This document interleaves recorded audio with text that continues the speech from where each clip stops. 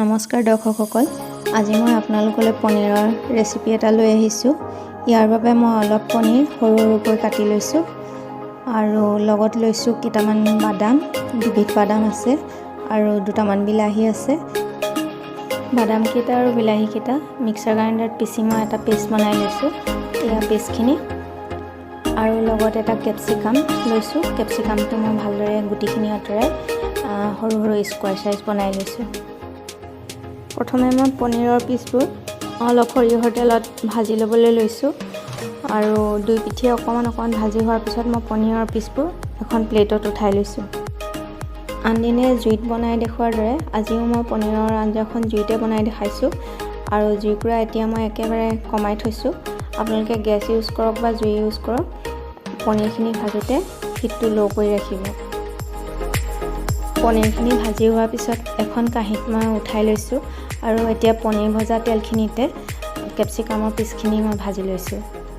কেপচিকামৰ পিচখিনি 1 মিনিটমান ঢাকন দি মই মিডিয়াম জুইত ভাজি লৈছোঁ আৰু তাৰপিছত এখন প্লেটত উঠাই লৈছোঁ। কেপচিকামখিনি ভাজি হোৱাৰ পিছত সেই একেখন কেৰাহীতে মই অলপ সৰিয়হৰ তেল দিলোঁ আৰু তাৰপিছতে অকণমান হিং দি দিছোঁ, লগত 2টা শুকান জলকীয়া আৰু গোটা জিৰা কেইটামান দি দিছোঁ। জিৰাকেইটা ফুটুৱাই লোৱাৰ পিছত ইয়াতে মই মিডিয়াম চাইজৰ এটা কাটি লোৱা পিঁয়াজ মিলাই দিছোঁ।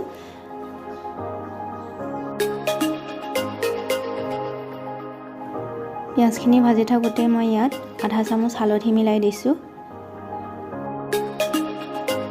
কিছু সময় ভজাৰ পিছত যেতিয়া পিঁয়াজখিনি আধা ভজা হৈছে তেতিয়া মই ইয়াতে নহৰু আদাৰ পেষ্টটো মিলাই দিছোঁ আৰু অলপ হেতাৰে লৰাই লৈছোঁ। তাৰপিছত মই পুনৰ ইয়াত জিৰা গুড়ি অলপ মিলাই দিছোঁ।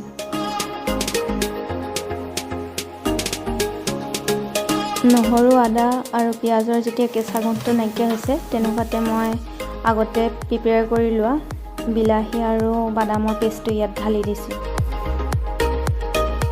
এই সকলোখিনি বস্তু কম জুইতে অলপ সময় মই ভাজি ল'ম আৰু পেষ্টটো মোৰ অকণমান বেছি ডাঠ হৈ যোৱা দেখি অলপ পানী মিলাই দিলোঁ। ইয়াৰ পিছত এই মিশ্ৰণখিনিত মই 1 চামুচ কাশ্মীৰী লাল মিৰ্চ পাউডাৰ মিলাই দিছোঁ আৰু কম জুইতে এই সকলোখিনি বস্তু মই ভাজি থাকিব লাগিব।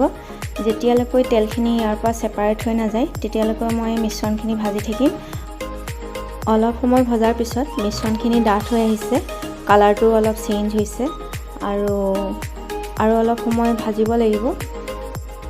আৰু অলপ সময় কম জুইতে এনেদৰে ভাজি থাকিলে মছলাখিনিৰ পৰা তেল ছেপাৰেট হ'বলৈ ল'ব। ভিডিঅ'টোত দেখাৰ দৰে মছলাখিনি ছাইডত তেল ফুটি উঠিছে। এনে সময়তে এই ভাজি লোৱা মছলাখিনিত মই গৰম পানী ইউজ কৰিবলৈ লৈছোঁ। পনীৰৰ গ্ৰেভিখনৰ কাৰণে মোৰ আন্দাজ মতে মই অলপ গৰম পানী ইউজ কৰিছোঁ। আপোনালোকেও পৰাপক্ষত গৰম পানী ইউজ কৰিব। এতিয়া মছলাখিনি হেতাৰেখনে ভালদৰে মিলাই লৈছোঁ। তাৰপিছত অকণমান জুইৰ পৰা বঢ়াই উতল আহিবলৈ দিছোঁ। যেতিয়া মছলাখিনি ভালদৰে উতলিছে তেতিয়া মই ইয়াতে আগত ভাজি লোৱা পনীৰখিনি আৰু কেপচিকামখিনি মিলাই দিছোঁ।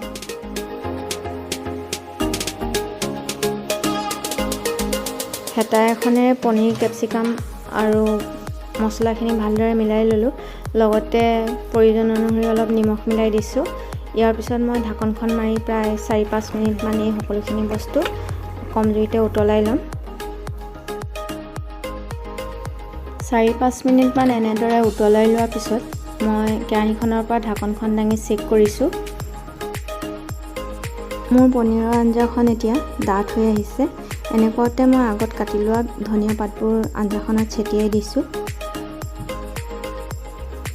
এতিয়া মই আঞ্জাখন জুইৰ ওপৰত বেছি দেৰি নাৰাখোঁ, নহ'লে বেছি ডাঠ হৈ যাব।